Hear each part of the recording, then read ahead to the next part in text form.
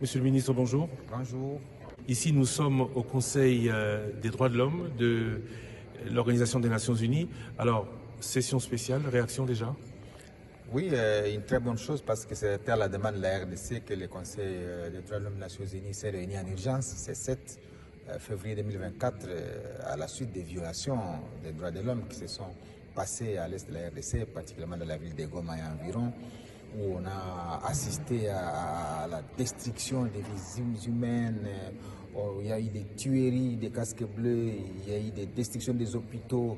Et donc tout cela est constitutif des crimes de guerre. Et donc si on est venu ici au Conseil des droits de l'homme des Nations Unies, c'est pour obtenir très rapidement une commission d'enquête ou une mission d'établissement des faits. Parce que dans le langage international, lorsqu'on obtiendra la mission qui va établir les faits, cela va permettre au haut commissaire des droits de l'homme de s'adresser à l'Assemblée générale et plus tard au Conseil de sécurité des Nations Unies pour permettre à ce qu'on active la démarche de la Cour pénale internationale. Parce que, comme vous le savez, il y a 4 types de crimes internationaux: les crimes de génocide, les crimes de guerre, les crimes contre l'humanité et les crimes d'agression.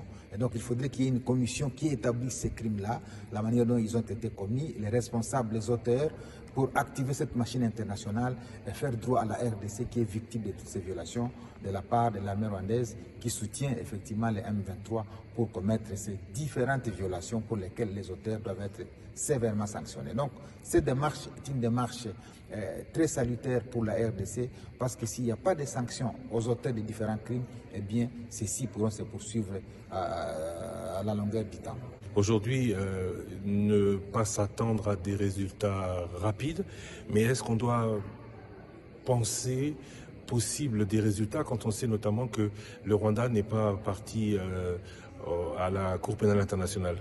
Ce qui est important, c'est que nous sommes à Genève, le monde entier s'est arrêté pour parler de la République démocratique du Congo. C'est très très important au niveau international.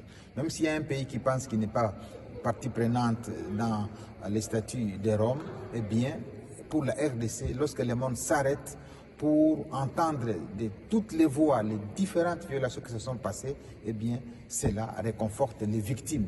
Et vous avez senti que toutes les voix se sont levées pour demander l'arrêt des hostilités, la cessation des hostilités, le cessez-le-feu, le retrait des troupes rwandaises de la RDC, le retrait du M23 de toutes les zones qu'il a occupées depuis le cessez-le-feu du 4 août 2024. Et donc tout cela est une démarche internationale qui permet à la RDC de mobiliser le monde entier pour que sa voix qui était restée inaudible depuis plusieurs années soit cette fois-ci entendue et que tous ces violeurs qui se sont établis